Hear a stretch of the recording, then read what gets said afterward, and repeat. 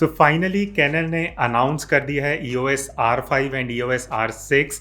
यहाँ पे मेरे पास पूरे नोट्स हैं, मैंने जितना हो सका स्पेसिफिकेशन लिखी है, पूरा समझा है और इस वीडियो में मैं आपके साथ अपना प्रीव्यू शेयर करूँगा। ये रिव्यू नहीं है बिकॉज मेरे पास अभी डिवाइस नहीं है, तो स्पेसिफिकेशन देख के और मैंने पूरा लॉन्च इवेंट देखा 1-1.5 घंटा बैठ के, जितना मैं समझ पाया मैं आपके साथ शेयर करूँगा।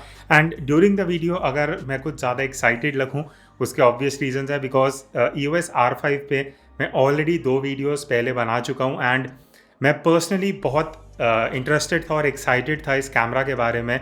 And luckily EOS R5 and R6 दो कैमराज अनाउंस हुए हैं officially and first week of अगस्त में it will be ready to purchase. EOS R5 और R6 जो है वो लास्ट वीक ऑफ अगस्त के आसपास आ जाएगा। तो अब बात करते हैं अबाउट बोथ द कैमराज। तो मैं पहले EOS R5 और R6 के कुछ ऐसे स्पेसिफिकेशंस बताता हूँ जो दोनों में सिमिलर हैं। एक बहुत इंटरेस्टिंग चीज़ है जो EOS R6 which is like छोटा भाई ऑफ EOS R5, उसका जो सेंसर है वो 20.1 मेगापिक्सल का सेंसर है और उसमें Digic X प्रोसेसर है which is very similar to 1DX Mark III जो कि 5.5 लाख से भी ज़्यादा का कैमरा है। सो अज्यूमिंग दैट EOS R6 का जो प्रोसेसर है in itself would be a great thing to try out. अब अगर मैं EOS R5 की बात करूं उसमें जो प्रोसेसर है और जो सेंसर है that is 45 megapixel full frame mirrorless cameras, ये दोनों ही फुल फ्रेम मिररलेस कैमराज हैं। बट EOS R5 45 मेगापिक्सल है और R6 जो है वो 20.1 मेगापिक्सल का सेंसर है। अब जहां मैं दोनों में डिफरेंस देखता हूं, आई थिंक अगर आप एक एज अ प्रो यूज़र या प्रोफेशनल यूज़र हो, आप बहुत ज़्यादा कमर्शियल काम करते हो या बीट फोटोग्राफी और वीडियो शूटिंग, तो मुझे लगता है R5 would be a better camera. R6 को मैं देखता हूँ एज़ पर सेंसर ज़्यादा लो लाइट अगर आपकी शूटिंग है तो वो एक अच्छा चॉइस रहेगा। अब अगर हम आगे बात करें ISO की, R5 में 100 से लेकर 51,200 का ISO रेंज है which can be expanded up to 1,02,400। But अगर मैं R6 की बात करूं उसमें आपका ISO 1,02,400 तक जाता है जो आप एक्सपैंड कर सकते हो 2,04,800 तक। तो जैसे मैंने आपको बताया था कि R6 मुझे लग रहा है ज़्यादा लो लाइट के लिए बहुत सही रहने वाला है बिकॉज अगर मेगापिक्सल काउंट इतना हाई नहीं होता उसका एक बेनिफिट ये होता है कि आपका पिक्सल साइज़ ज़्यादा होता है एंड ऑब्वियसली आपको लो लाइट परफॉर्मेंस ज़्यादा बेटर मिलने के चांसेस होते हैं। अगेन जब मेरे पास दोनों कैमराज अगर आते हैं I would be able to share my practical review with you. ये सबसे एक्साइटिंग चीज़ मुझे लगी और अभी तक जो मैं कैनन में मिस कर रहा था वो था in body image stabilisation. So officially Canon में अब इन बॉडी इमेज स्टेबलाइजेशन है एंड नॉर्मली क्या होता है कि लोगों का ये व्यू था कि कैनन में IBIS नहीं है एंड बाकी ब्रांड्स में आ रहा है।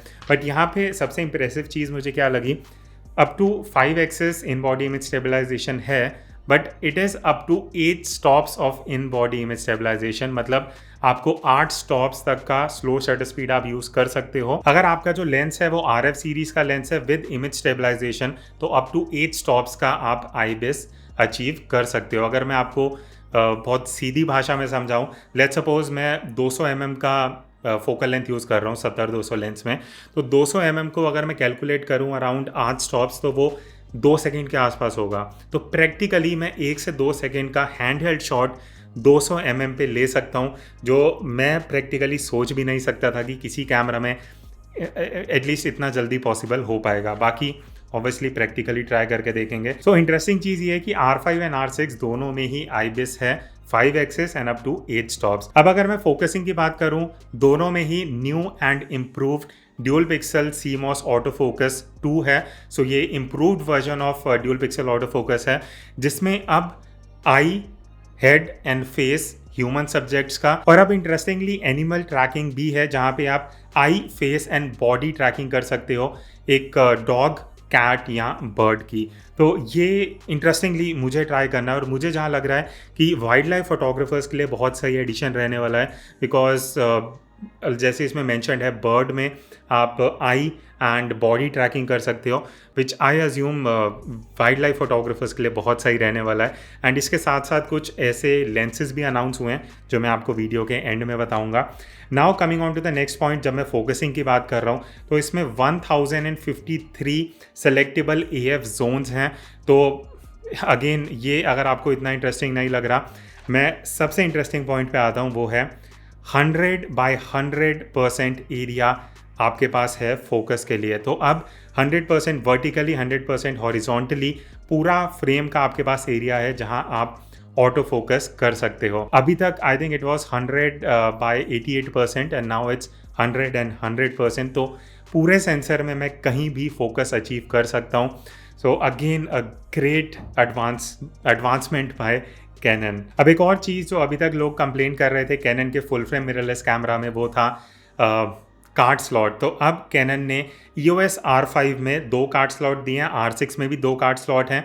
R5 में क्या डिफरेंस है, आपके पास एक CF एक्सप्रेस कार्ड है और एक UHS 2 SD कार्ड स्लॉट है, बट R6 में दोनों ही UHS 2 SD कार्ड स्लॉट्स हैं। तो R5 में बेनिफिट ये है कि आपको एक CF एक्सप्रेस कार्ड का स्लॉट मिल रहा है। उसका बहुत बड़ा रीज़न है 8K वीडियो, जिसके ऊपर मैं आगे आऊँगा, but this is the major difference. But दोनों कैमराज में आपको 2 कार्ड स्लॉट्स मिलते हैं। तो अब जिनको बैकअप की शिकायत थी, आई थिंक मुझे भी अभी तक EOS R में एक ही चीज़ ये लग रहा था कि एक कार्ड स्लॉट है तो कहीं ना कहीं बैकअप का क्या होगा। अब मुझे डिसाइड करना है कि मैं R6 लूँ या R5। तो आप कमेंट करके बताना आपको क्या लगता है कि कौन सा कैमरा बेटर चॉइस रहेगा ये वीडियो देखने के बाद।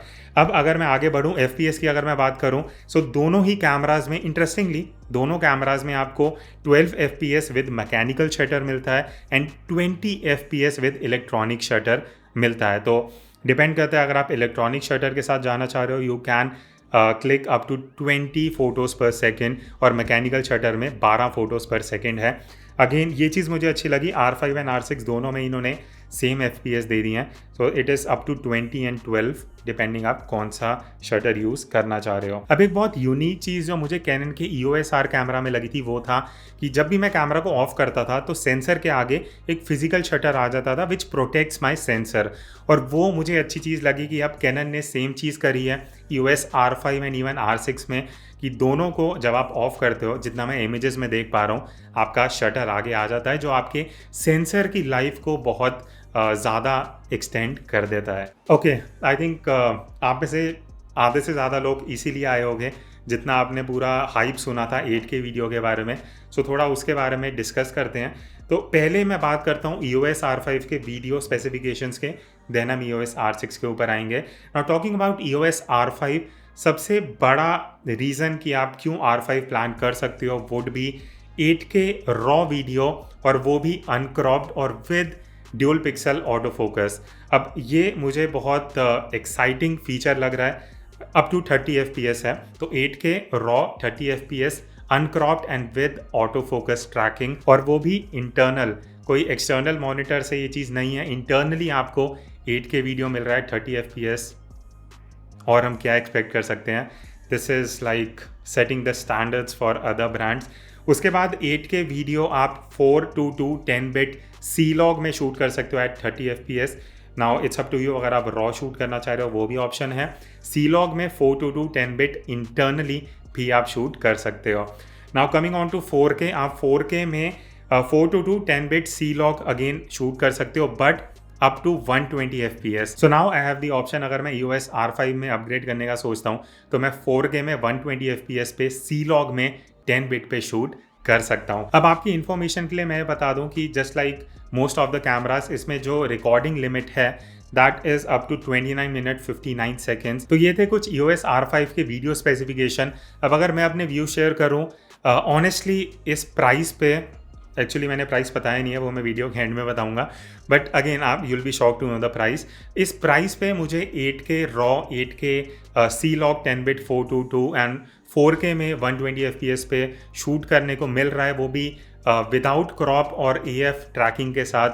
इज़ लाइक समथिंग जो मैं चाहता हूँ मैं अभी प्री बुक कर दूँ, बट मुझे डिसाइड करना पड़ेगा R5 के साथ जाना है R6 as per my requirements.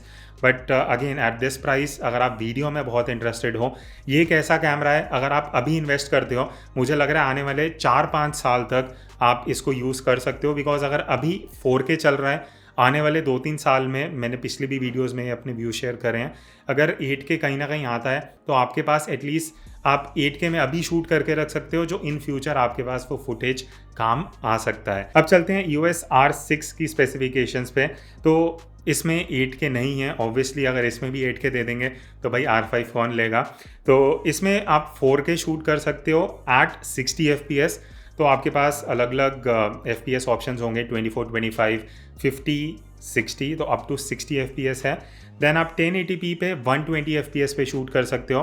तो जैसे R5 में 4K में 120p था, तो R6 में आपके पास 1080p में अप टू 120 FPS का ऑप्शन है टू शूट योर वीडियोस, और वो भी 422 10-bit C-Log या HDR-PQ, वो आपके ऊपर है आप कौन सा फॉर्मेट चूज करते हो। बट द फैक्ट कि आप R6 में भी C-Log 10-bit 422 शूट कर सकते हो इज़ अगेन जो मुझे लग रहा है शायद मुझे उसमें ही अपग्रेड करना पड़ेगा, but let's see.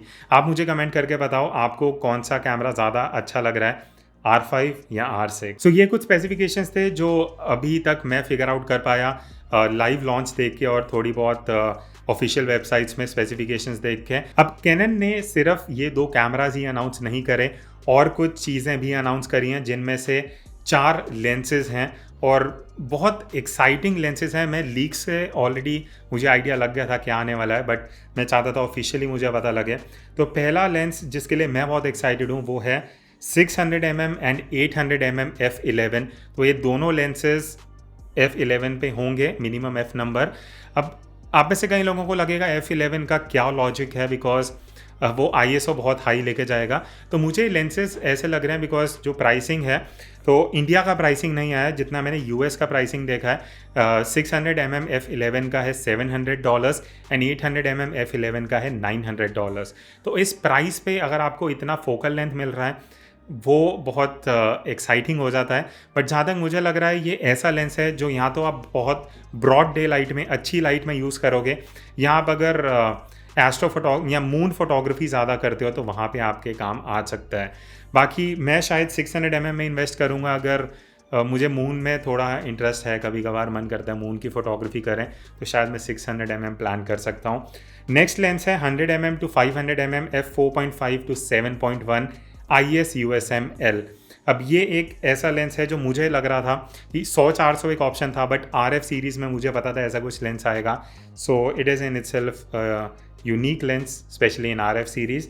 And the last lens जो अनाउंस हुआ है वो है 85mm मैक्रो IS STM। तो मैं पर्सनली 35 1.8 मैक्रो यूज़ कर रहा हूँ, और उसको यूज़ करने के बाद अब मुझे पता है कि मैक्रो लेंस और f2 और 85mm में मुझे क्या चीज़ें मिल सकती हैं।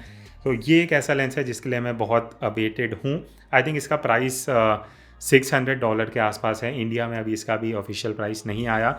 अब बात करते हैं officially cannon EOS R5 and R6 के प्राइसिंग की।